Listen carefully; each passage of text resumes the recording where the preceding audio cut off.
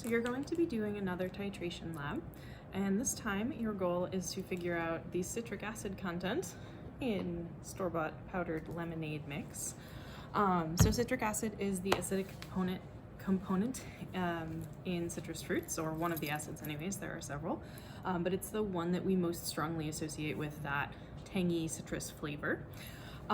So you're going to be doing a titration, and as you know, to do a titration, we need to know very precisely the concentration of our other solution. So you'll be titrating with sodium hydroxide, and we need to know the concentration of that sodium hydroxide solution.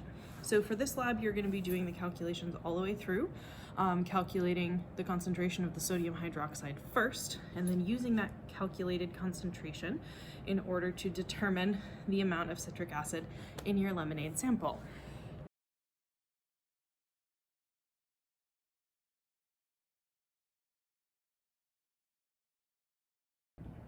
So the true first step in any titration experiment is making the solution that you're going to be titrating with. So for us, that is sodium hydroxide. And I'm going to be making the sodium hydroxide solution for you. Normally I would have you do this yourself, but not this year. And our target concentration is 0.5 molar. So you're going to be calculating how much sodium hydroxide I should dissolve in every 100 milliliters of solution as part of your calculations. So to make my solution, I'll take the calculated amount of sodium hydroxide that I need and add it to a volumetric flask. I can then add distilled water about halfway up or so, and just swirl this around until my sodium hydroxide dissolves. So once everything is completely dissolved, I can top this up the rest of the way, and I should have a solution of the correct molarity. But the problem with sodium hydroxide is that it absorbs moisture from the air. So when you're weighing out sodium hydroxide as a solid, some of that mass is actually water, and we don't know how much. So although this solution should be 0.5 molar with the amount of solute that I've dissolved, the concentration is really probably slightly off from that. So what we need to do before we can use this sodium hydroxide to perform a titration and get nice precise results is to determine its concentration more precisely.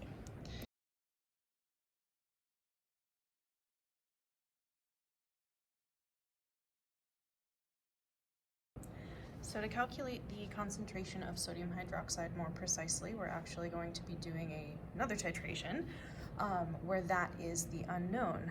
So we need an acid that we know exactly how much of it we have, exactly how many moles of acid we have. And one of the most commonly used acids for that application is what's known as oxalic acid. It is a solid, and unlike sodium hydroxide, it does not absorb water from the air. So when you weigh out a certain mass of oxalic acid, you can be confident that all of it is actually oxalic acid. You can use the molar mass to convert to moles and get a nice precise result. So I'm dissolving the oxalic acid in water here. The movement you see in the flask is the automatic stir, so that will dissolve my solid acid for me. And as soon as that is dissolved, we just need to add our indicator. So phenolphthalein is once again our indicator of choice here. So we'll be looking for that same change from clear to pale pink that we've seen in other titrations. So we have our sodium hydroxide and our burette, our precisely known mass of oxalic acid in our flask. Since we know the mass precisely, we can determine the number of moles of acid. And as long as we know how oxalic acid and sodium hydroxide react together, we'll be able to figure out how many moles of sodium hydroxide reacted, and therefore the molarity of our sodium hydroxide solution.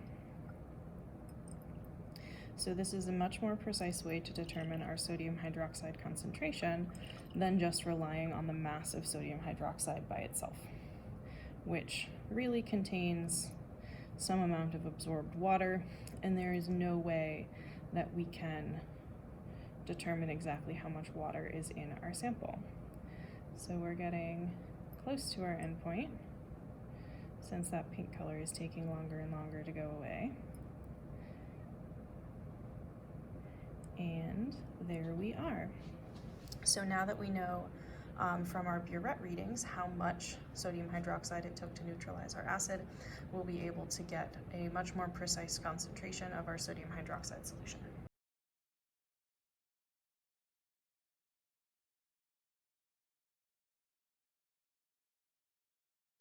So once we know the concentration of our sodium hydroxide solution, we can actually do the titration that we're interested in, which is using our powdered lemonade mix as the acid. So we're looking to find how much citric acid is present in this sample. So if we make some lemonade, we dissolve our lemonade powder in water, and once again add a few drops of our phenolphthalein indicator. That same color change to pink will tell us when all of our citric acid has been consumed. We are making the assumption that citric acid is the only acid present in the sample, which is pretty close to true. There are very, very small amounts of some other things, but the vast majority of the acid present in this type of drink mix is going to be citric acid. So once all of that is good and dissolved, we can start our titration. So you'll notice that obviously we're starting out a little bit yellow here, so the color change is going to look slightly different, but still fundamentally the same thing that we're doing. We're looking for it to become pink. It might be a little bit more orangey because it starts out yellow, but more or less the same thing that we're going for here.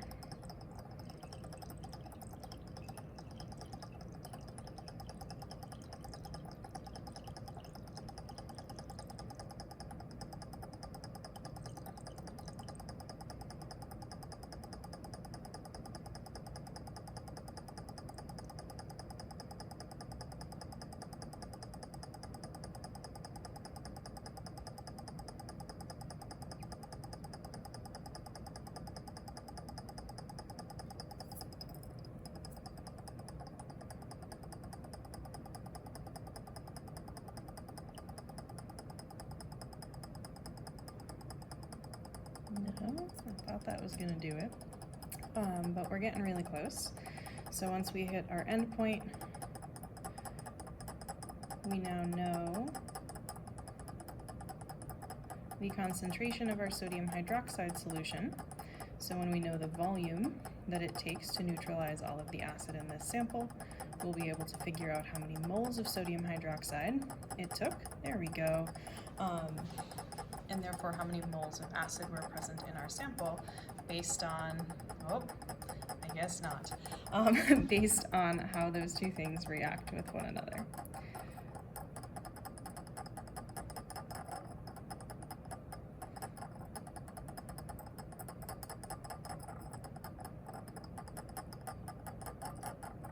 Oops, that was more than I meant to add. So I overshot that a little bit, not the greatest demonstration, but you get the gist.